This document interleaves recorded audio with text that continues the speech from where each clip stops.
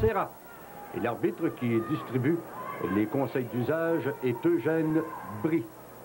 Et là, ici, de la Serra qui demande à Eugène Brie s'il est permis d'expédier son adversaire par-dessus probablement le troisième câble, ce qui lui entraînerait une disqualification automatique, ce qui ne semble pas du tout impressionner le lutteur de Jonquière. D'ailleurs, je me demande comment un lutteur peut demander ce qui pourrait lui amener une disqualification après quelques années d'expérience tout de même à la lutte professionnelle. Eh bien, on sera prêt dans quelques secondes pour amorcer le combat, du moins le jeune lutteur de Jonquière, Robert Rancourt, lui, est prêt à recevoir de la Serra qui se fait attendre, qui se fait prier, et Eugène Brie qui lui demande d'accélérer un peu le mouvement, ne serait-ce que pour que les amateurs de lutte au Québec puissent suivre de près l'évolution de ce combat. Et là, ici, Brie qui s'adresse encore une fois à Rancourt, Rancourt qui demande à l'arbitre que son adversaire accélère un peu. Oui, on l'a vu, votre veste, monsieur de la Serra. On l'a vu, elle est très jolie. Espérons que vous serez à la hauteur de votre veste dans l'arène. Et on attend avec impatience. Je pense que Rancourt est plus impatient que celui qui vous parle. Voilà, la cloche s'est fait entendre.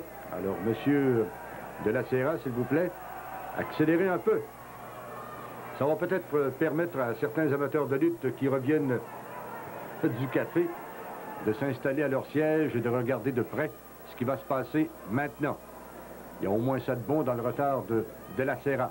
Et là, on est prêt pour le premier contact de ce combat qui va maintenant débuter. On est au centre de l'arène, on s'observe. Le contact est fait.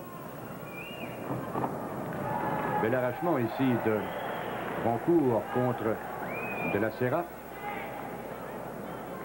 Les deux hommes sont au centre de l'arène. Autre contact, prise de tête et un déhanchement réussi. L'arbitre qui intervient pour voir si les épaules ne sont pas arrivées totalement au tapis, ce qui n'est pas le cas pour l'instant. La prise de tête est maintenue. D'ailleurs, solidement maintenue, et on tente, c'est fait, de l'arrière. Rancourt, ici très habile, a réussi à se libérer.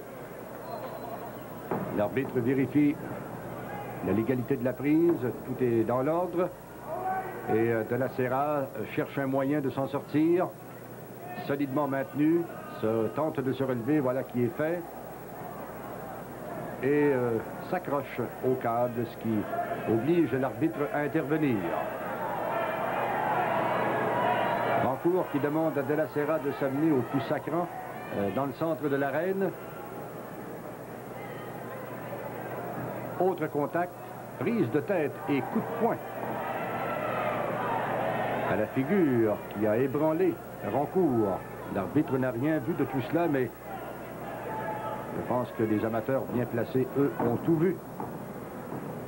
Autre prise de tête, Rancourt est amené au tapis, tente de se relever. De la Serra qui maintient solidement la prise. Rancourt à genoux maintenant se relève. Et la projection dans les câbles est réussie. Coup d'épaule bien réussi ici par de la Serra. Et Rancourt a subi le choc et de nouveau attrapé dans cette prise de tête, ciseau ici de tête qui permet à Rancourt de se sortir habilement de l'attaque de la Serra. La prise semble très solide à la hauteur de la gorge, près du menton, mais semble légale selon l'indication de l'arbitre Brie. Prise maintenue, de la Serra est au tapis, cherche un moyen de s'en sortir. Et voilà, c'est presque fait, mais Rancourt ici tente de maintenir la prise avec la pression des genoux, mais de la Serra s'en est sorti et à son tour, dès qu'il a pris la tête de Rancourt, Rancourt est revenu avec le même ciseau qui lui a permis de terrasser légèrement son adversaire il y a quelques instants. Ça a été réussi au front de Rancourt qui se tord de douleur. Encore une fois, c'est Rancourt qui subit le traitement de la Serra qui, après une brève course, l'amène à la hauteur du troisième câble et la tête à portée. Ramené au tapis encore une fois. Coup de coude complètement raté de la part de la Serra parce que Rancourt a été rapide là-dessus pour éviter l'attaque sournoise de son adversaire. Levé de la cuisse en plein sur le pif de M. de la Serra. Prise de tête de Rancourt. De la Serra qui tente de se dégager, projection dans les câbles. Coup d'épaule de Rancourt, l'athlète de Jonquière rapide. Ici, un beau coup de refin, très bien réussi par Rancourt. Déhanchement avec rabattement. Oh, les semelles. Les deux à la fois à la figure de la Serra qui préfère quitter les lieux. Et l'arbitre Eugène Brie qui demande à Rancourt de rester à l'écart pendant que lui il procède au compte afin de forcer de la Serra à revenir dans l'arène avant le compte de 10, évidemment. Et là, de la Serra, ici, profite de l'inexpérience de Rancourt qui, s'approchant, empêche l'arbitre de compter.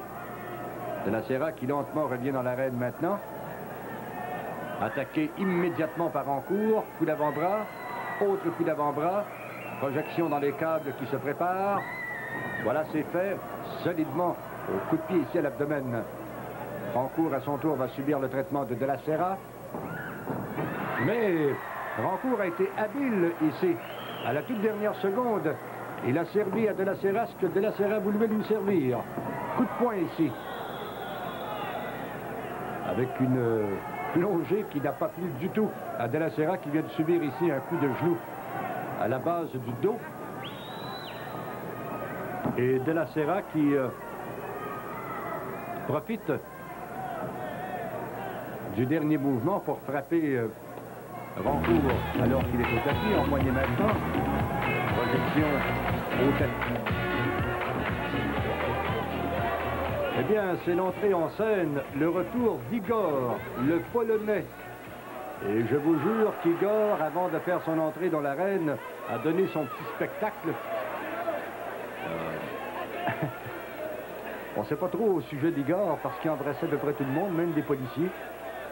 Et l'ami Joe Renaud, qui a mission d'accompagner les lutteurs en direction de l'arène, ça vous donne une idée. Là, ici, c'est des bois qui... Regardez-moi ce petit pas de danse, il me fait penser à l'ancien Nature Boy Buddy Rogers, sauf que c'est une version polonaise. Et la casquette, le chandail rouge-orange, les culottes blanches. Je vais penser à un gars qui fait du camping, c'est Igor, pendant que le bourreau, lui complètement décontenancé, se demande c'est quoi ça? Le bourreau, cet ancien policier, aujourd'hui lutteur professionnel, et qui matraque à volonté maintenant, personne chiale, sauf les adversaires évidemment. Le bourreau qui semble imperturbable, et là, Igor qui dit à Adrien Desbois, qui est l'arbitre incidemment, est-ce que si je projetais le bourreau par-dessus le troisième câble, il s'envolerait ou je pourrais lui faire un petit bye-bye? Et là, Desbois dit non, non, non. Je ne sais pas si Desbois lui dit ça en polonais. Quand je verrai Desbois, il faudrait bien que je lui demande. Je pensais pas que Desbois parlait le polonais. Bon. Eh bien, ce que Igor en demande des choses. Par-dessus le deuxième, est-ce que ça aurait de l'allure? En dessous du premier, là, le bourreau semble en avoir assez, là. Et si je l'écrasais, alors donne-moi la main. C'est un spécimen assez rare que ce Igor. Il remet maintenant sa casquette. Et là, c'est possiblement la foule. Oh, la foule qui ennuie Igor, qui trouve ça bien drôle lui aussi. Le bourreau est prêt depuis au moins 4 à 5 minutes lui a engagé le combat contre Igor. Igor qui demande à la foule de bien vouloir collaborer parce que c'est un gars bien timide, m'a-t-on dit. Et Adrien Desbois demande à Igor d'accélérer. Quand même une bonne paire de bras, ce Igor, un Polonais, qui est un... C'est pas le roc de Gibraltar, mais c'est pas loin. Essayez de l'ébranler, essayez de le suivre, de le débalancer dans une arène. Dans son costume assez spécial, c'est vrai que le bourreau en a un assez particulier aussi. Les deux hommes sont au centre de l'arène et enfin, on va commencer le combat. Qu'est-ce que je vous disais? Le bourreau pèse plus de 300 livres. Igor le regarde dans les yeux. Écoute, piston, j'ai vu la reine bien avant toi.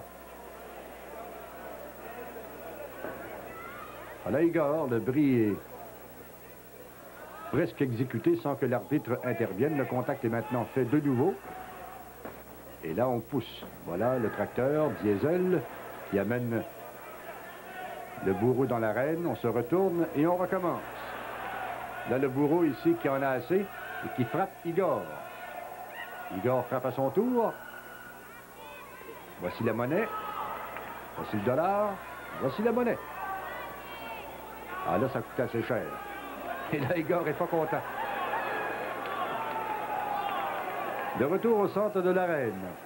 Ça nous change un peu de voir un lutteur doublé d'un comédien comme Igor, qui est un pince sans rire intraitable, drôle comme rarement j'en ai vu dans la lutte professionnelle. Il a toujours le sourire. Même quand il fait son rapport d'impôt, c'est un gars qui a un sens de l'humour incroyable.